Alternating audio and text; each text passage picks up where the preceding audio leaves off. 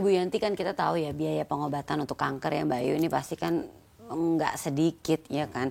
Saat itu untuk mengatasi biaya kanker dalam pengobatan kanker ini apa yang dilakukan oleh Ibu dan Mas Krisya? Ya alhamdulillah sih waktu itu memang Krisya istilahnya dibantulah sama produsernya gitu ya. Istilahnya ya memang dia kan ada kerjaannya di situ tapi mereka membantu lebih dulu lah gitu. Jadi karena emang dan kita kan waktu itu kalau orang kanker gitu kan nggak tahu kapan habisnya kan. Iya betul kan. Jadi memang yang nggak jelas semua di depan gitu dan memang sangat mahal gitu. Iya. Ibu terus juga nggak dibantu asuransi?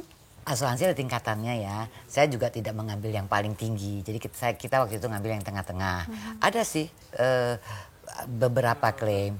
Tetapi kan kanker itu memang sangat ini ya. Makanya kan Krisya juga dibantu sama sahabat-sahabatnya waktu itu. Tapi ada juga karena saya juga nasabah asuransi. Asuransi kesehatan.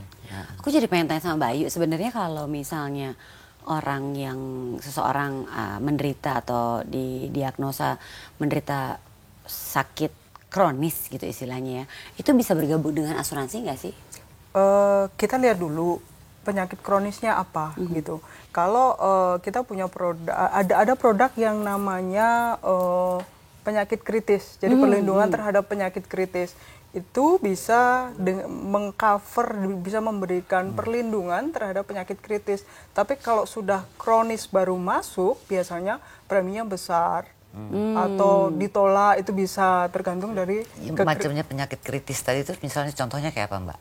Bisa cuci darah, gagal ginjal sampai cuci darah, operasi jantung yang bypass. Itu kalau baru ketahuan masih bisa ikut asuransi gitu? Kalau untuk penyakit kritis biasanya akan ditolak di awal. Jadi hati-hati ketika melengkapi formulir asuransi harus jujur. Jangan sampai faktanya ketahuan belakangan gitu. Nanti susahnya diklaim. Iya. Dan itu sebaiknya dimulai kita miliki sejak kapan tuh untuk di saat kita masih muda, masih produktif, masih sehat, itu preminya pasti lebih murah. Sedapat mungkin kalau namanya perlindungan itu dilakukan sejak dini. Benar. Ibu Yanti tadi sempat cerita juga kan, kalau banyak sekali teman-teman musisi yang membantu, teman-teman dari almarhum Krisya yang membantu. Benar-benar emang itu juga benar, mereka pada jadi waktu Krisya terdiagnosa itu dia kena kanker kan dia sudah langsung di stadium istilah dokternya terminal stage gitu kan.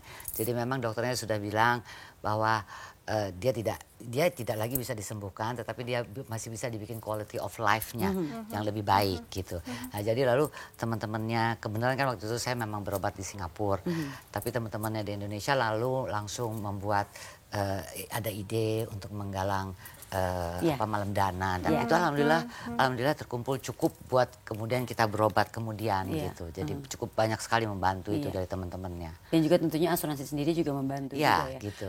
Nah ini apa yang Ibu dapatkan manfaat dari saat itu? Ibu dan memang bermanfaat. Jadi kalau anak saya pernah 2 kali ada yang masuk rumah sakit waktu kecil itu, lalu bisa ya sebatas memang yang polisnya premi saya berapa bisa diklaim gitu. Nah, waktu Krisya ya itu karena biaya dia terlalu tinggi, lalu memang saya nggak ikut yang paling besar, saya ikut yang kelas tengah-tengah, ya sesuai dengan maksimal yang bisa kita dapat. Itu memang dibayarkan oleh asuransinya. Gitu. Jadi manfaat sih kalau saya bilang sih khususnya untuk penyakit ya kesehatan. Sampai usia berapa sih Mbak Ayu kita tuh bisa dilindungi sama asuransi? Kalau untuk perlindungan jiwa itu bisa sampai seumur hidup.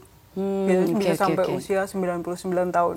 Tapi kalau untuk penyakit kritis itu pada umumnya sampai usia 75 tahun. Kalau batasan masuknya itu paling tua umur berapa? Ada yang 50, ada yang 65, tergantung dari produknya. Sampai 65 masih boleh ikut asuransi. Betul. Gitu ya? Nah kalau di saat Ibu Yanti kan cerita tadi pakai asuransi, terus udah gitu juga almarhum Krisya juga mendapatkan pertolongan juga dari asuransi. Susah nggak sih tapi Ibu mengklaimnya? Waktu Krisya memang kayaknya cuma 2 kali waktu itu ya, karena memang batasannya, karena dia kan mahal sekali. Tapi waktu anak-anak, jadi saya kan udah dapat itu klaim formulir, saya tinggal isi nih, lalu saya tinggal telepon agent yang bantu saya, lalu dia yang urus, kemudian keluar. Dan kebenaran kan saya ikutnya juga asuransi jiwa. Jadi waktu Krisya meninggal juga gitu. Jadi mereka justru yang langsung mengurus, saya tinggal dipanggil aja bahwa klaimnya sudah bisa direalisasikan. Jadi nggak sulit gitu ya, kan banyak yang bilang enggak ntar susah mengklaimnya, nggak gitu ternyata ya. Enggak, kebenaran asuransi yang saya ikut enggak. Tapi ada beberapa asuransi lain memang kadang-kadang suka ada masalah ya Mbak ya. Itu kenapa biasanya sih? Ini kan ada kriterianya. Nah, kadangkala nasabahnya itu atau mungkin yang paham itu adalah tertanggungnya. Ahli warisnya tidak nggak pernah membaca ngerti. polis Iya gitu. sih. Ketika terjadi risiko, dia tidak tahu mana yang dijamin, mana yang enggak. Nah, kembali lagi lihat definisi di dalam polisnya. Kriterianya masuk enggak? Oke. Terus kemudian kalau formnya, tadi Ibu bilang melengkapi form. Ada kalanya form yang diserahkan tidak lengkap. Nah itu. Atau ketinggalan. Iya.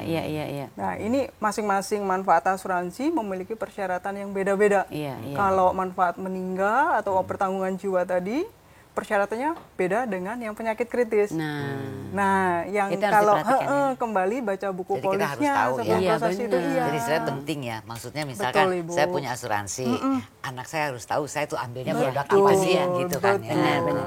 Kita keasikan ngobrol ada yang ketinggalan minum. Sebentar ya, aku ambil minum dulu ya. Oke. Tapi kita ngobrolnya lanjutin abis ini. Boleh.